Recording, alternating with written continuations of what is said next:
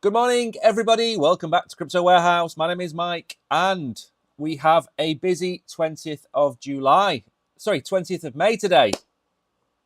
I don't believe that diamonds are the strongest element in the universe. I believe on this very day, Bitcoin has become the strongest asset, the strongest element in the universe, and I am going to tell you why when we start the stream. We're going to be talking today about diamond hands. We're going to talk about the golden cross on Ethereum. We're going to be talking about Solana, XRP, tokenization of assets, meme coins that you might want to look at, and Pengu Clash, which is live. So we have a bit to talk about today. The graphics are a little bit stuttery today, and I'm not too sure why. But anyway, thank you for coming back. Good morning to Danny. Good morning to Fedosa and Velvet Rope and Hidden Agendas. Good morning to you all. I hope you are well. Now, a few things to talk about before we finally get into the show while we wait for other people to come in and join us. I have shrunk an awful lot down there. Let me just make myself a little bit bigger. There we go. We did stream yesterday with the Oracle. That was a really fun stream. If you missed it, go and watch it on Catch Up. He did some price predictions for Bitcoin, and we looked at all of the charts, DXY, Bitcoin dominance, the usual kind of stuff that we normally do. So go and check that out. Right then, where are we with Bitcoin? 105,230, we're up 2%. I did think we would be coming back up, and we are at almost all-time highs, and yet the crowd are not entertained. Why not? And the reason I think the crowd isn't entertained is very simple. Alts are not moving with Bitcoin. We're at all-time highs for Bitcoin. Ethereum's at $2,500. XRP is at 235. Solana's at 167. Doge at 22 cents, Tron 27 cents, Cardano 73 cents. So whilst Bitcoin is running amok, and we are 2,000 away from closing at all-time highs, we've had the highest ever close on Bitcoin in its history, and yet people are sad. People are sad that their alts haven't pumped, that their alts are not at all-time highs. What is wrong with everybody? So a couple of things then before we do get into it. If you're on Binance, come and say hello to us on YouTube. We no longer read the chat on Binance because despite telling them for 2 years it's full of bots, we don't read it because they just get botted. So if you are on Binance and you want to talk to us, we are on YouTube. Crypto Warehouse on YouTube. If you want to come and chat, there are people that come over. Good morning, Kishan. Welcome to the stream. So Bitcoin coming in at 105. We're up 2%. Ethereum is up 5.5%. XRP. Everything is a little bit rosier today than it was. Aave is up 21%. Pendle 12.5%. DAO, the DeFi looks good.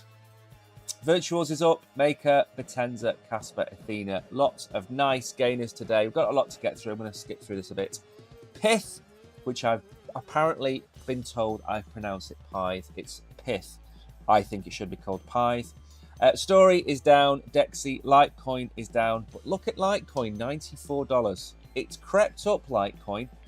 That's going to be over $100. The second we start to hear about the ETF approval, Litecoin is going to go back up. And then we have Tether and a few others down there. So pretty much a green day today.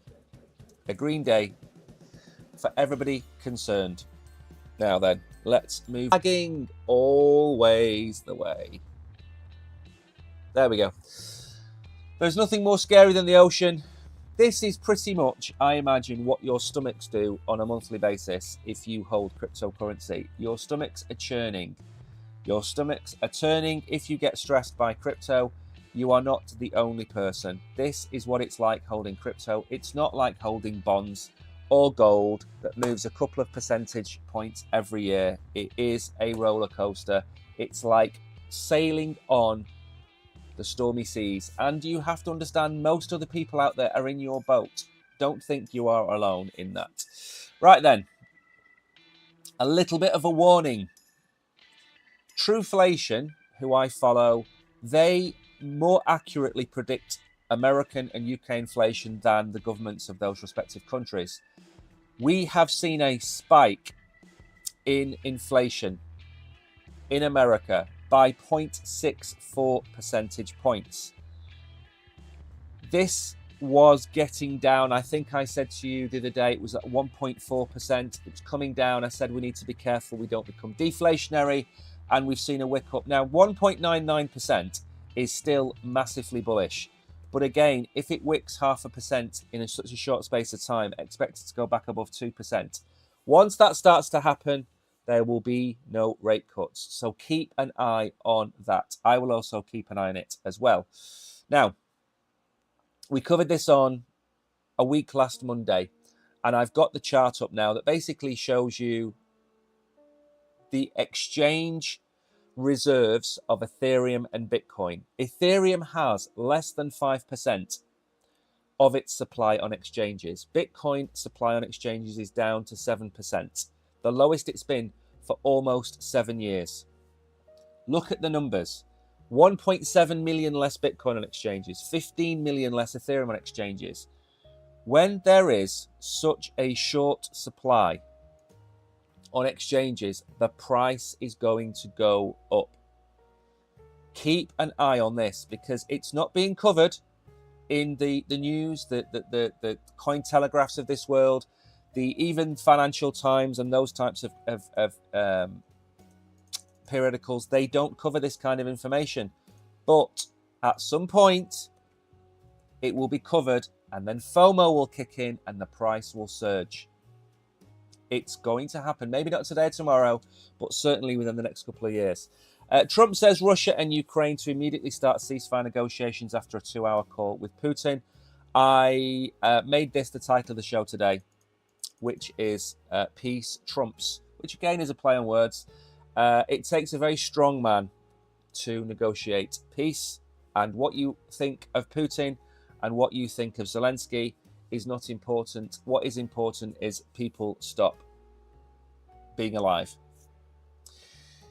US stocks positive on the day. Moody's, I feel bad for you. S&P 500, I don't think about you at all. Moody's, I think I've said this to you before.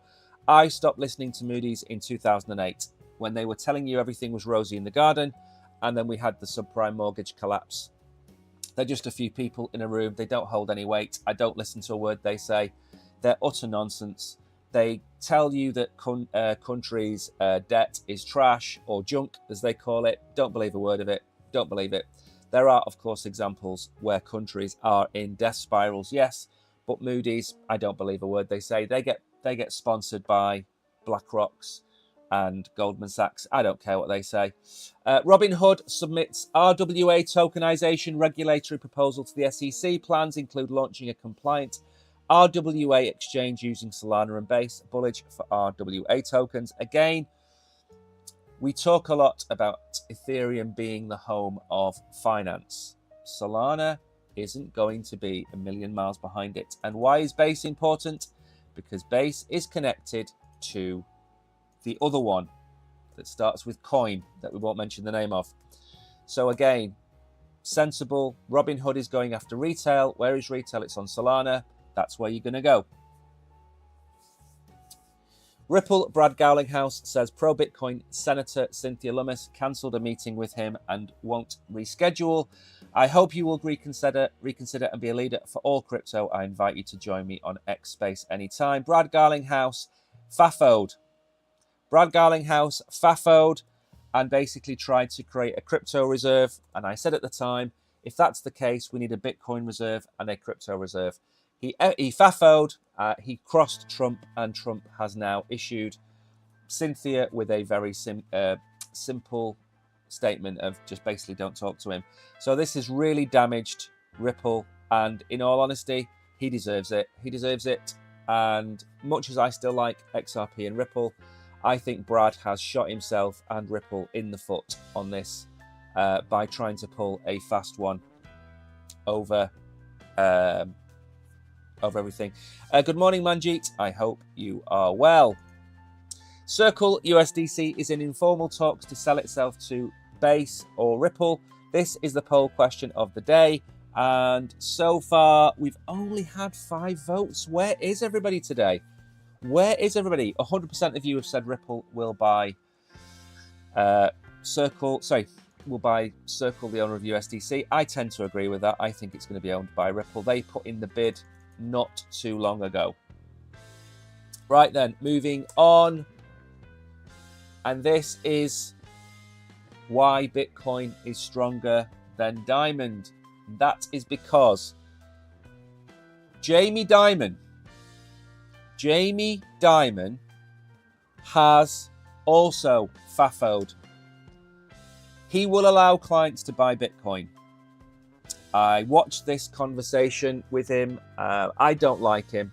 I don't like him at all. I think he's arrogant. I think he thinks he is bigger than he is.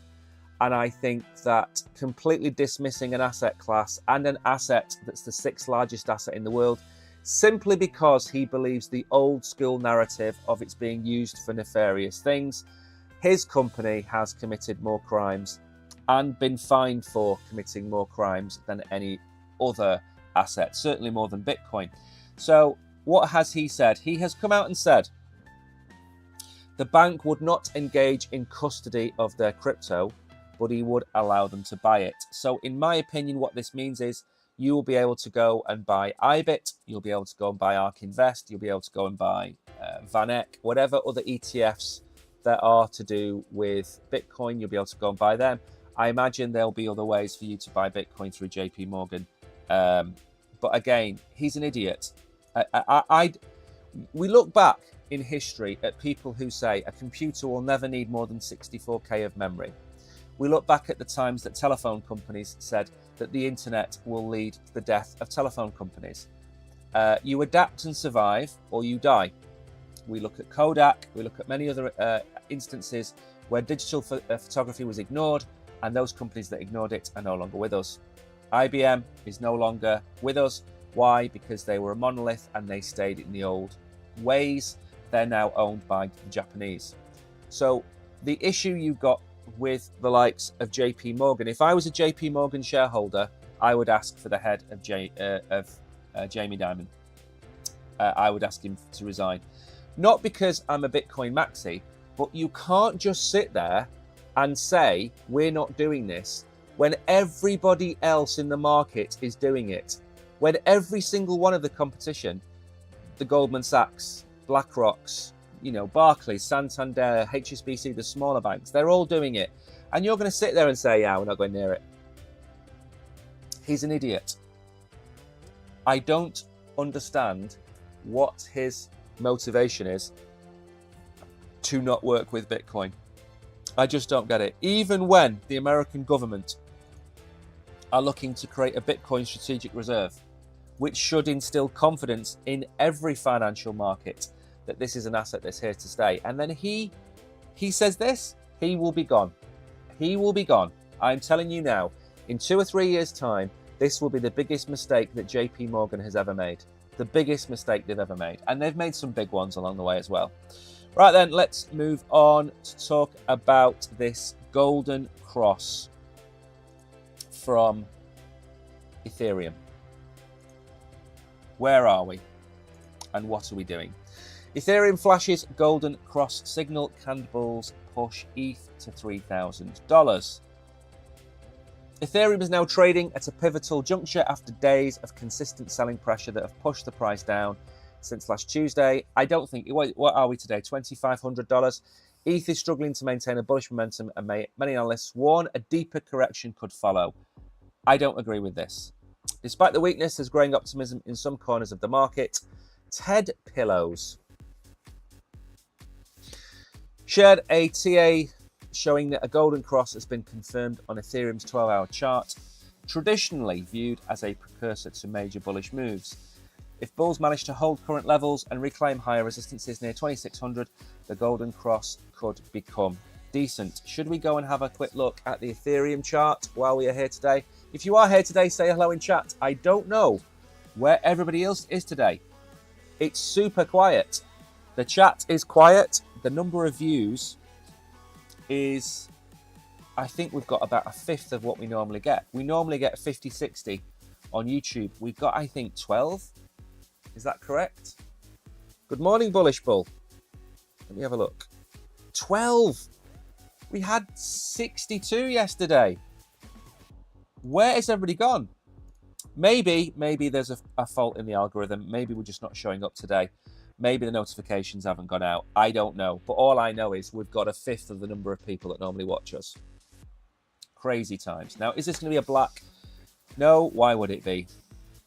I don't know why the Oracle insists on using this horrific pattern or this color. It is absolutely blinding on a live stream. You can't make out anything. Right, let's go and have a look at ETH and see where we are. There we go. Okay. Now, first of all, let's actually go to the daily and not look at the 15 minutes. You know, we've been fairly bullish on Ethereum for a long time. And a couple of major things happened with Ethereum. We came down and hit the lowest of the low, which was at 1,500. And then we bounced. Now, we had this downward trend, which was just horrific. And we just kept coming down and down and down. And then not only did we bounce back, but we have done something beautiful on Ethereum. And that is,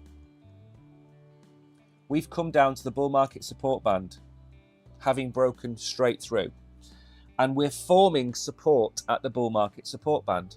Now, this is massively, massively bullish because it's like a trampoline. And I've said this hundreds of times. And you do this. Okay? Now, yesterday on the stream, the Oracle gave you a setup that pointed towards 101,000, 100,500. And I was in the opposite camp. I'm in the bullish camp. And the reason I'm in the bullish camp is that I think we've got a little bit more to go before we see a correction. We can see $90,000 Bitcoin again. Absolutely, of course we can. We're only at 105,000. You know, what's that? A 5% move down and we're back below 100,000. It's not a massive move. But these kind of things fill me with hope.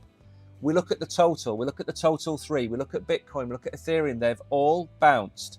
And they all are using the bull market support band for support. The DXY, which was breaking back up, is now breaking back down again. All of these, for me, are a bullish sign. So I think what we could see is a move back up to this area here. Okay, there's a fib level there. It's clear of 3,000. I think we could see probably 3,300, 3,200. Not today and not tomorrow, but potentially over the course of the next month, we certainly can break $3,000. I don't believe the Pectra upgrade was anything more than a catalyst. Fundamentally, Ethereum hasn't changed a great deal, but I keep telling you about the Ethereum staking for the ETFs. And that is supposed to be by the end of this month. That's 11 days. Once Ethereum staking is added to the ETFs, you are going to see a far higher price for Ethereum. And that is going to push us above $3,000. Don't forget to vote on Dupe. I voted straight away and I mentioned it in Telegram. I am going to be buying the Huma allocation. I'm going to be buying my full allocation of Huma. It's a 50% discount. I'm going to be buying in, and I'm going to let you know now. When I do buy in, I am likely to not keep it. I am likely to sell out of it because it's not something I want to hold long term. But I will buy it, absolutely. Right then, Solana becomes the first non-EVM chain to integrate with CCIP. Not to be confused with CCP, which is the Chinese Communist Party. CCIP is Chainlink's interoperability element. The same way you've got Aglayer with Polygon. You now have Chainlink. So Chainlink has been doing this for some time, of course. This is why we're so bullish on Chainlink. But what does this mean? Okay, before we even get into it, what does this mean? It means that EVM-based coins, so coins that are sitting on the Ethereum layer 1 and all of the layer 2s, for example, they can now list and have tokens from Ethereum on Solana. Chainlink activated its CCIP protocol on Solana, making it the first integration on a non-EVM network since the V1.6 upgrade. This addition enables the transfer of data and assets across multiple networks with lower costs. Projects like Maple Finance, Shiba Inu, and Solve are preparing to enter the Sol ecosystem through CCIP, mobilizing 19 billion in assets. Now, I refer you, my right honourable gentlemen, to the bottom right hand corner of my screen where you will see the Maple Finance logo. You will also know that I am going to show you something now, and this isn't a written in sand or written in stone bit of alpha. Okay, let's point that out there. But this is something that I think is going to happen. And that is this. If I go back in time, there. On the 21st of May, which is tomorrow, Syrup are going to announce something, or Maple Finance are going to announce something about Syrup.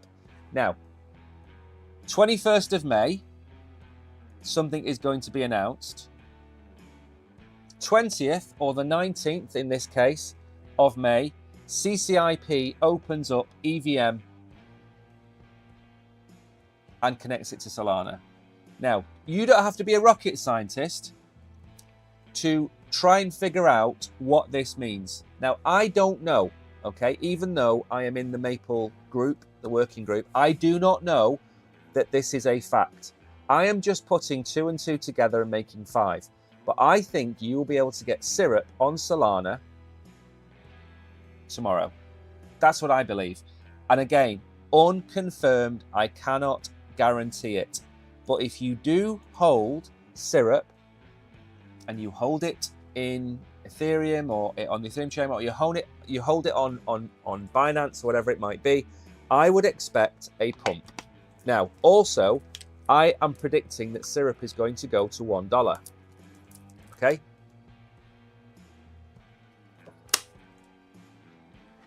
We predicted Syrup going to 22 cents. We predicted Syrup going to 32 cents.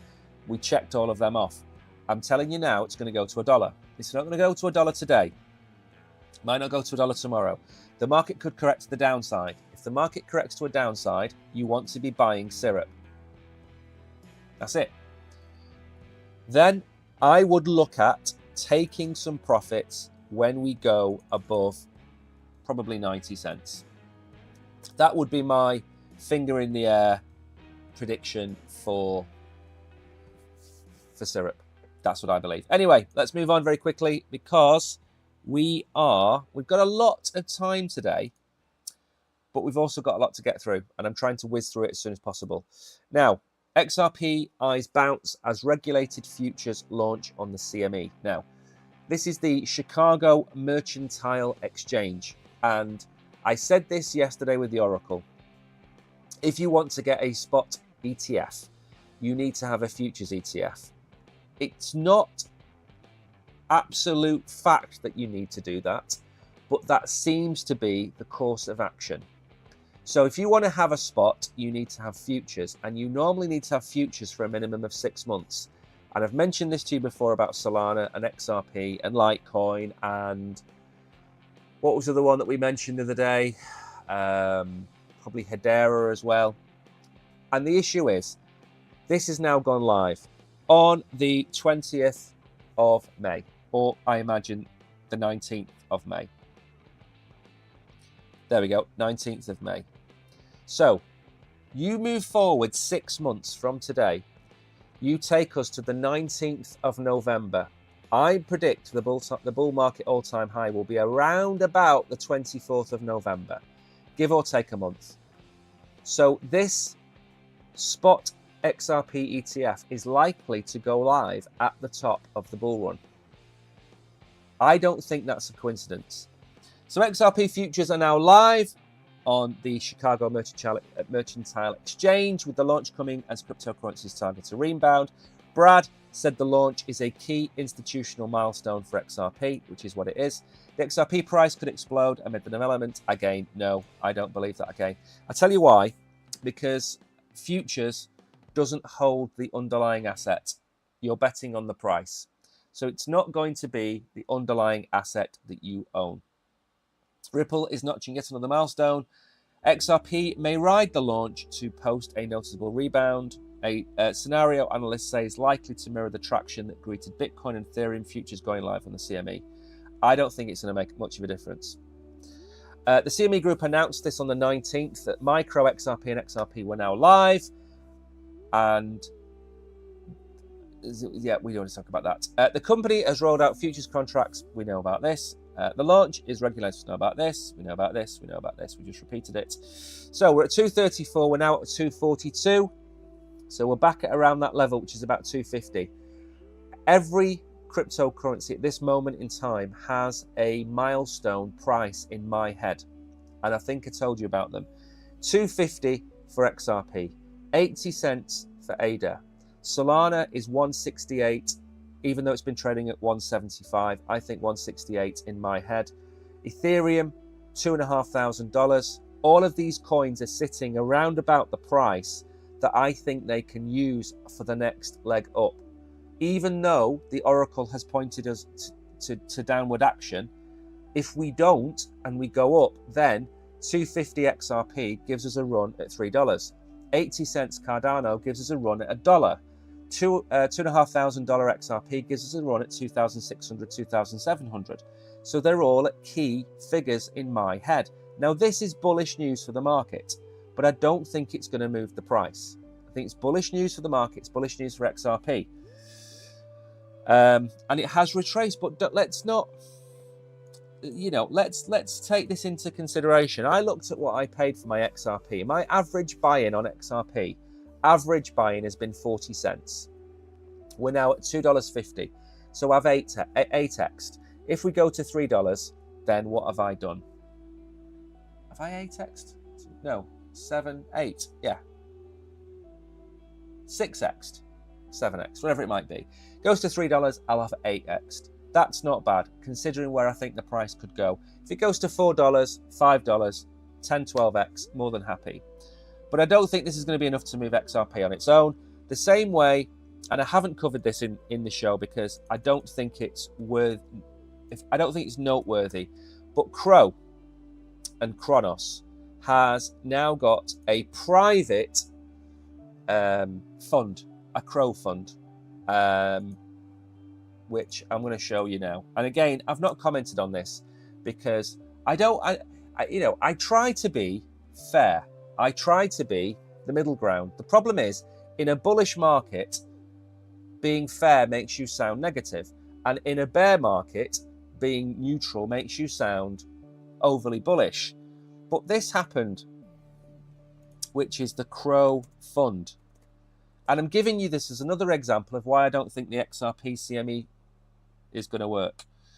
So, does it mention it in here? The Crow Fund. You know the one thing that X needs to fix? It's search. It's crap.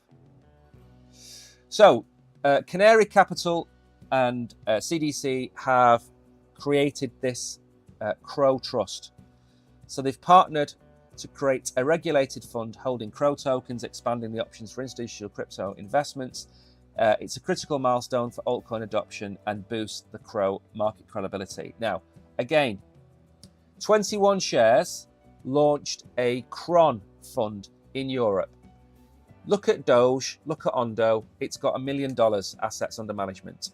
The Crow one went live with $150,000 asset under management. They're going to do Zero trading. It's been live for a month. It's done 0 in volume. Just because something appears doesn't mean it's going to do incredibly well.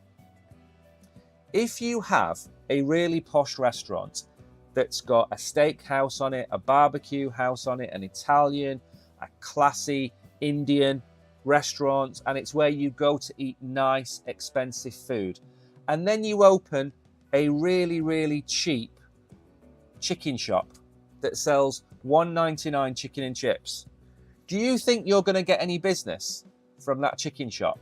No, you're not. Because it's where people go for blue chip restaurant experiences.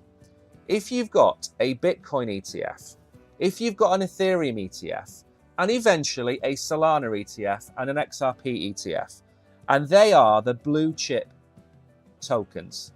They're the blue chips. Good morning, KB. You've joined just in time for my rant. Why on earth are you going to buy chicken and chips? Why are you going to buy Crow? You're not. You're not going to do it. So, for the same reason that XRP futures isn't going to move the price, it's a milestone. It's a milestone.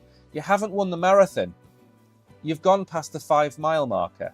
Crow is a long way from home. XRP futures going live is not really, in my opinion, going to do anything. But they're needed to get to the next stage. And the next stage is a spot ETF. And Crow wants a spot ETF the same way XRP and Solana and Litecoin need a spot ETF. And that's the goal. Now, when they get those spot ETFs, they're also not going to go through the roof. Because the value, in my opinion, the value that those tokens will get from the spot ETFs will not come directly through that ETF. It will come from being in a basket. BlackRock, for example, will have 20 or 30 baskets in 5 years' time, and one of them will be blue chip crypto, one of them will be altcoins, one of them will be DeFi, one of them will be AI, and they will have different baskets of cryptocurrencies. And that will be a fund that owns a percentage of these different ETFs. So you might have a Made in America ETF fund that will have Bitcoin, maybe XRP, maybe Solana, maybe Crow, maybe Hedera, whatever else they have. And then Crow will passively go up in value as those tokens get accumulated from that ETF and then go into that fund. That's how I see it working. A standalone Crow ETF is a waste of time because people have no idea what Crow is. You ask the average person to name some cryptocurrencies and they'll probably tell you Dogecoin and Bitcoin. If they know a little bit more, they might tell you XRP and they might tell you Solana and maybe Ethereum. And then we're getting down to people who know a lot more about crypto that might be able to name some of the other top 10s. Or maybe they know Mew or Bonk or Pepe or SHIB. How many of them are going to name Crow? 0. So it gets its volume from being part of a bigger fund, a fund of funds or a fund of ETFs. That's how it's going to make its money. But until that happens, all of these, oh my God, Crow to $10, oh my God, Crow to $3, rubbish. XRP is not going to pump based on a futures launch on the CME. It's not going to happen. It's not going to happen. And all this nonsense about Bitcoin and Ethereum going up based on the futures, it wasn't based on the futures. It was based on the fact that it was a milestone to the next stage, which is the spot ETF. Go back in time and look at Bitcoin and Ethereum the year before, and look at how it started to accumulate before the ETF went live. Bitcoin, probably about 6 to 9 months before its ETF went live, was being accumulated by BlackRock. Ethereum the same. We're seeing a run up now in Ethereum based on Pectra, but it's not based on Pectra. I think it's based on the staking of Ethereum. That's what I think it's based on. And I think we're going to see Solana and XRP grow and outpace the market because these ETFs are privately buying those tokens to have a large fund when it goes live. But I don't think it's based on futures. Now, we're going to move on. And we are going to talk about tokenized stocks bigger than Bitcoin. Yes, they are. I think that real world assets as a market cap will probably end up being bigger than Bitcoin. Because, of course, if you look at Bitcoin, Bitcoin is the size of Apple and Google and other assets of that size. So if you've got tokenized stocks or a tokenized stock market, it's clearly going to be bigger than Bitcoin. Bitcoin is never going to be bigger than the stock market. It's never going to happen. But I don't think Bitcoin is then going to be left in the shade. I think likelihood is that some of these alts that we like so much are likely to be left in the shade. Bitcoin continues to dominate headlines. Many industry leaders are looking ahead to tokenized stocks. And again, why? Because look at, and we've said this before as well, look at the stock market. Why does it open at 8:30 in the morning and close at 4:30? Why do we have a UK stock market open and then close just before the American stock market's open or the Asian markets? Why on earth don't we have 365-24 stock markets? Why not? Why do we have to go along the banking system? The banking system is still stuck in its old ways, but you've got 24/7 online access. Why haven't we got 24/7 online access of stocks and shares? Why do we have to abide by these 19th, 20th century rules? Cathie Wood, ARK Invest, raised eyebrows when she predicted that Bitcoin could reach $1.5 million by 2030. That would give it a $31.5 trillion market cap, which potentially puts it above gold. Is gold likely to grow by 40% in the next 5 years? That's 8% compound a year? I don't think so. So maybe she's predicting that Bitcoin overtakes gold by 2030. Listen, if we've got a $1.5 million Bitcoin in 2030, I'm a very rich man, but I don't see it happening. I think that's hopium. The S&P closed with a total market capitalization of 50 trillion on May 16th, 2025. Again, these two things are not the same. If Bitcoin goes to $1.5 million by 2030, the stock market will not be at $50 trillion. It is likely to be probably 80 trillion, 75 trillion in that time. So what you're doing is you're comparing the value of something in the future with the value of something today and trying to see that value today doesn't change. It's like gold. Gold is $22 trillion today, but it won't be $22 trillion in 2030. It might be $27 or $28 trillion. At which point, if Bitcoin does go to that price, Bitcoin will overtake gold and become the biggest asset in the world. And yes, I agree with that. But the S&P would not close at 50 trillion. It goes up about, 8% a year. So times that by 5. 40% on top of 50 gives us, let's say, 74 trillion. So even at that point, Bitcoin isn't going to be bigger than it. However, we're not talking about that. Tokenized stocks do bring transparency. Yes, they do. But also they don't. Because you can transact through anonymous wallets. Yes, the BlackRocks of this world, and I think Michael Saylors of this world need to declare what their wallets are. I totally agree with that. But you've got private traders that trade under pseudonyms that trade billions of dollars. So in some respects, yes, it'll bring transparency if there are rules set. Absolutely.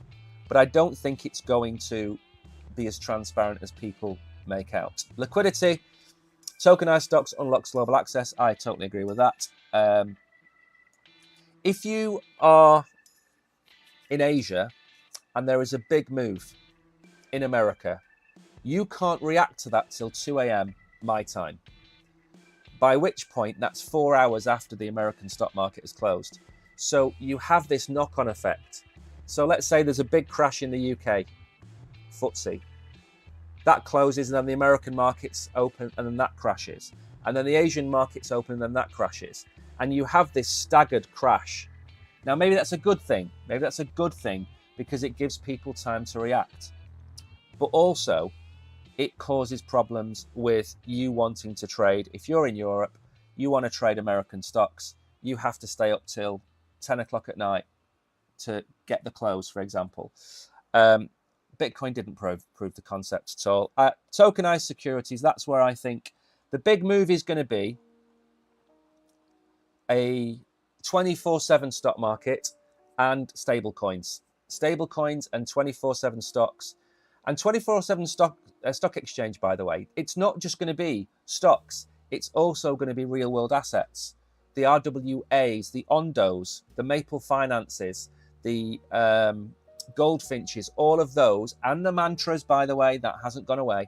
They are all going to be involved in some way, shape or form with tokenized stocks or a tokenized stock exchange, because it's going to be the merger of both of these industries coming together.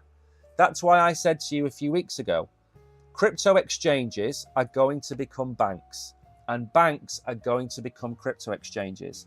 And we talked before about the expansion of a market always leads to a contraction, not in size, but in terms of numbers of players.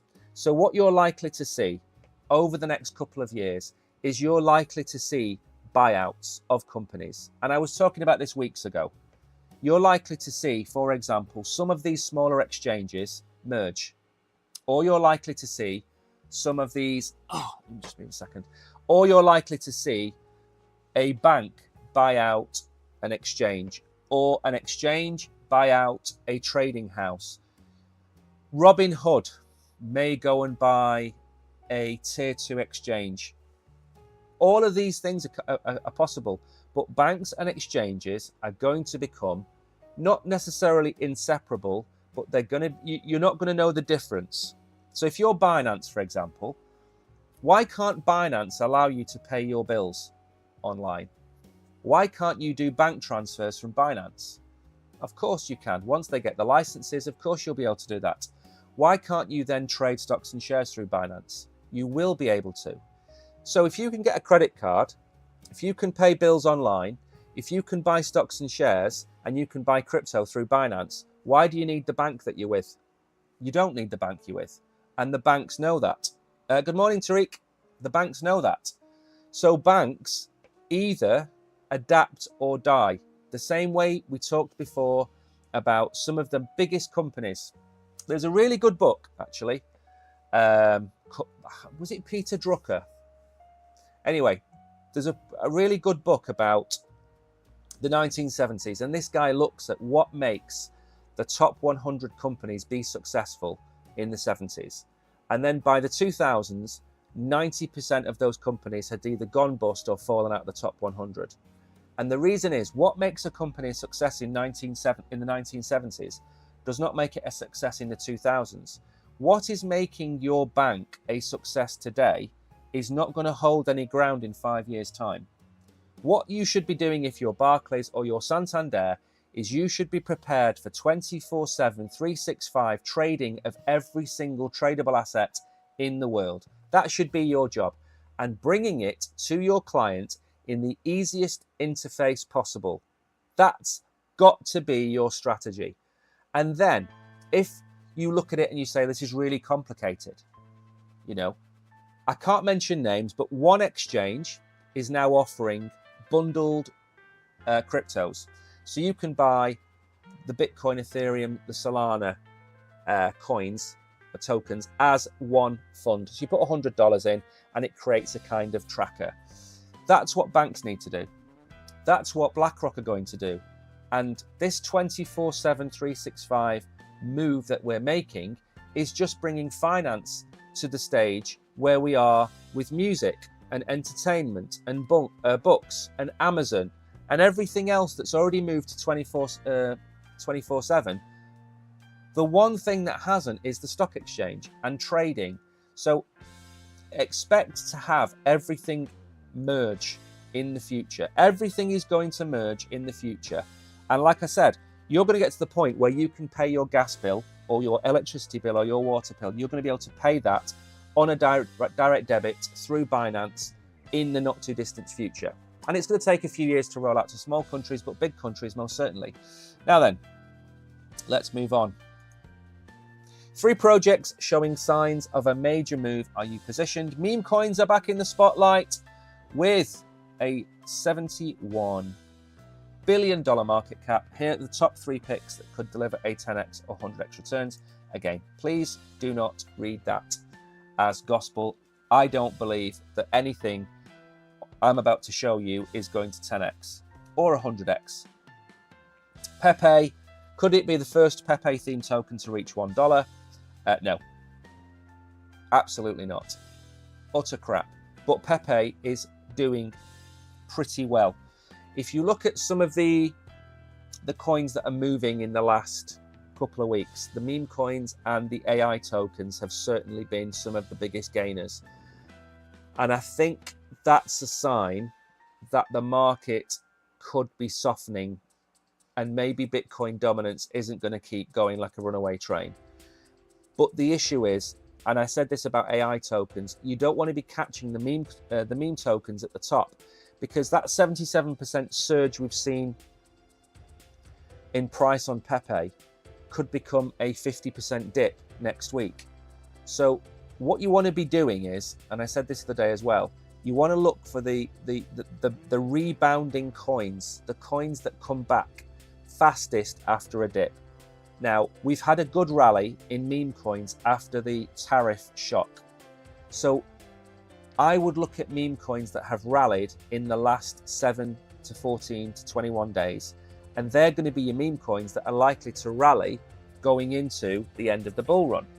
Now, Pepe, I don't own any, but I understand why people would want it. It's got a good market cap. 5.38 billion market cap. Could it go to 20 or 30 billion in the bull run? Yes, absolutely. What's that? 4, 6x? Probably, yeah. Would I hold Pepe instead of holding Bitcoin? No, of course I wouldn't. Mind, M-I-N-D, Mind of Pepe.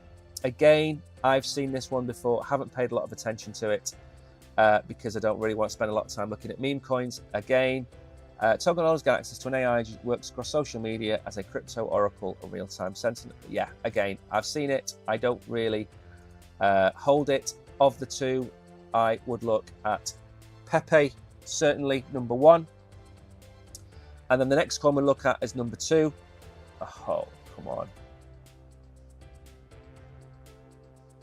Give me 1 second to get back to the article that I was reading before I accidentally clicked on it. So I would certainly look at Pepe. Mind, meh. I'd look at Mew more than I would look at Mind. And then Bonk.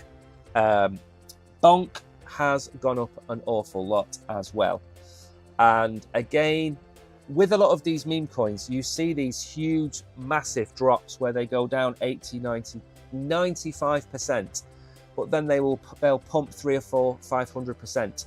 And what you want to do is you don't want to be buying it before the drop. You want to wait for people to not talk about it. Like Bonk, like Pepe, like Shib, like Mew. You want to buy them when nobody talks about them. Maybe on the next retracement you buy them.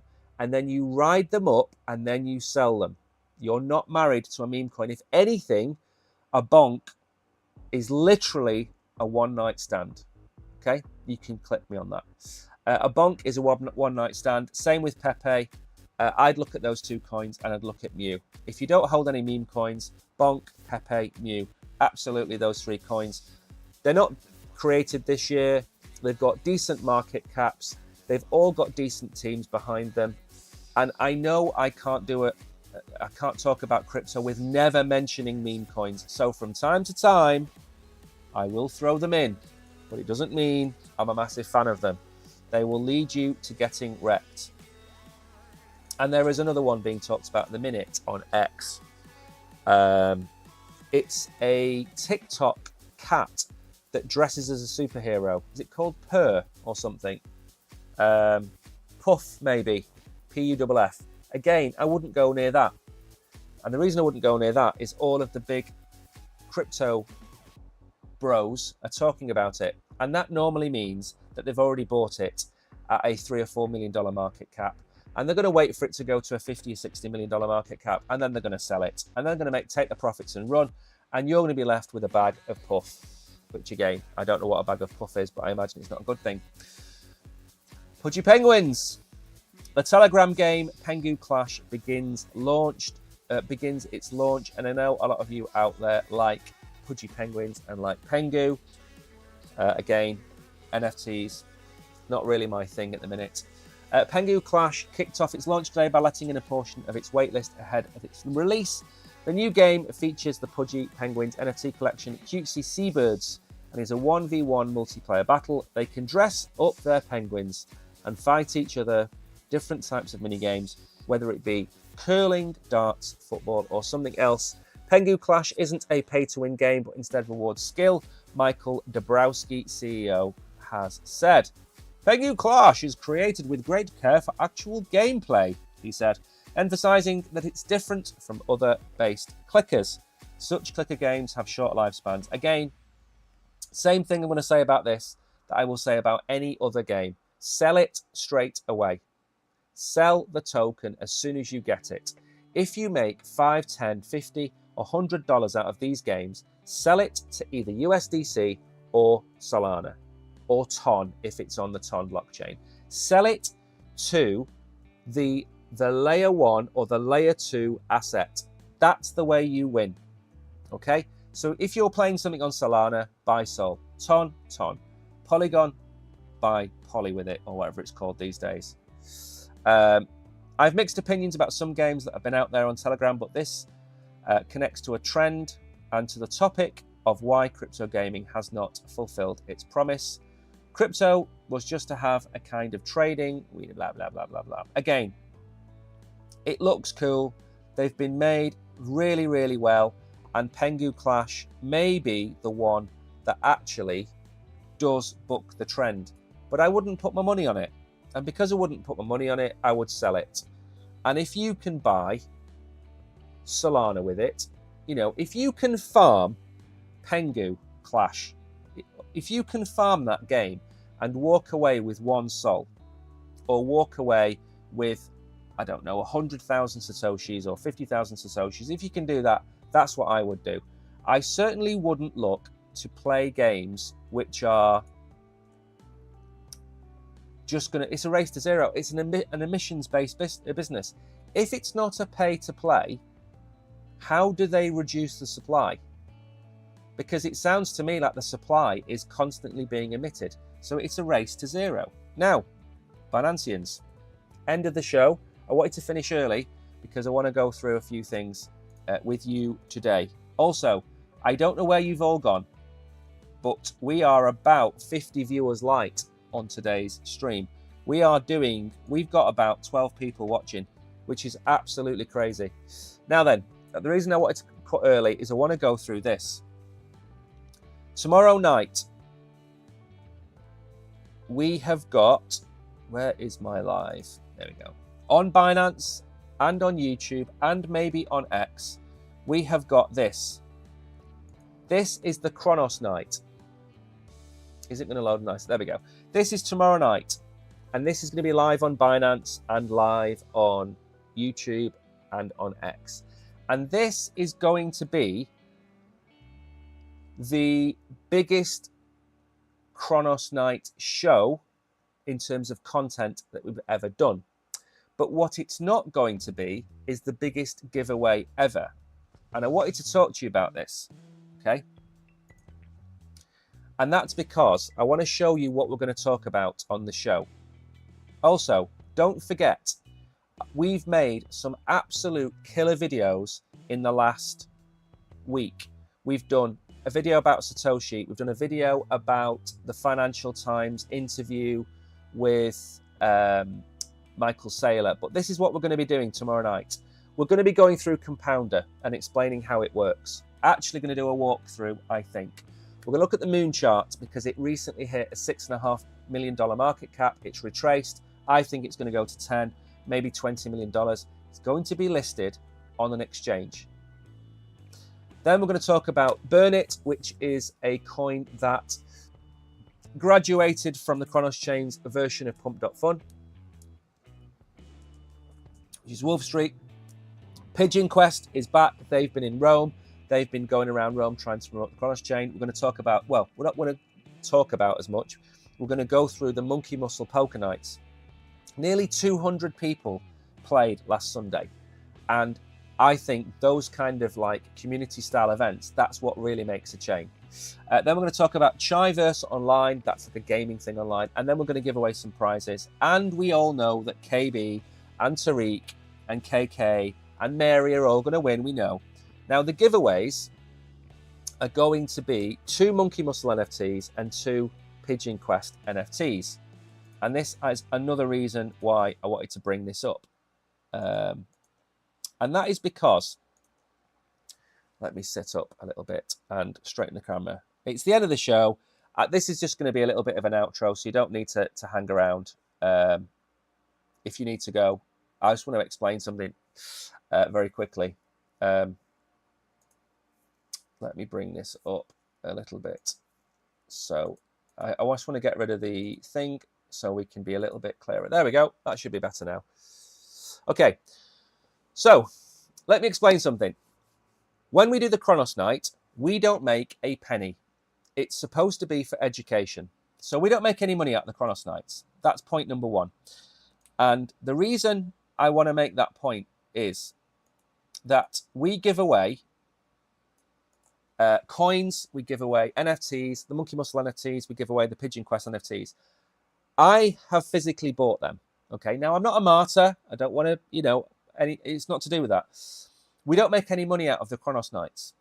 So sometimes if we get donated $30, $40, $50, we will give it away. We give away the NFTs that we buy. Okay, it's a loss-making stream. Sometimes we don't have the time to go and contact communities and say, listen, do you want to give us some coins for a giveaway? Do you want to come and be part of the show? Give us some NFTs, give us some tokens to give away. Like you've seen in the past, we've given away Moon, we've given away Push, we've given away Monkey Muscle NFTs, we give all that away. There is a time associated in getting in touch with some projects and saying, send us some coins. Here's the address, send it across to us, and then making all the graphics. It's hours and hours of work. And sometimes I just don't have the time to do it. Now, the show on Wednesday, it's only going to be about $15 or $20 worth of NFTs we're giving away. Now, we've given away $100 on one stream, $50 on another stream, $70 on another stream. This stream is going to be $20. But you've got to bear in mind, okay, we don't charge a lot of money when we make reviews. We don't charge when we do Chronos Pulse. We don't charge anybody to be on Chronos Night. Everything is free. And yes, you could turn around and say you could charge them. And yes, we could charge them. But the amount of money we would make from that is minuscule. So I'm preempting tomorrow night because I know certain people will say, these NFTs are worth $3 or $4. They are, but they've come out of my pocket because there is a time reward element of this. I should be really concentrating on getting better partnerships, which is what I am doing. So you will notice, and this is another thing I want to talk about, you will notice that we now have 3 main brands that we represent. We represent Maple Finance, we represent WolfSwap, and we represent Mew. And we do them because we love working with those projects. Finding a 4th, a 5th, and then a 6th project to work with is mega time consuming because I'm not just going to go and approach the first 3 companies that appear on X. We look at them and we research them and we find them. So when we get a partnership with a company, know that it has taken months to do it. So if you look at Maple Finance, we've been with them now for 4 months.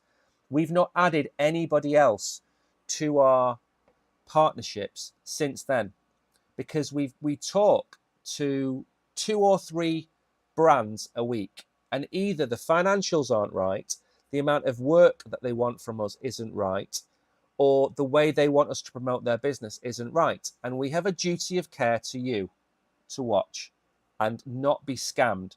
And we have that duty of care that we're going to try and stick to. So I wanted to share some of that with you. Thank you for coming. I don't know where everybody went today, but nobody's been in chat. Thank you to KB for showing up, Tariq, Bullish Bull, Manjeet, Kishan. Thank you all for being here. Don't know where everyone else has gone. The final result of the poll is you believe that Ripple will be buying Circle. And I agree with you. Anyway, I am going to stream tomorrow, by the way.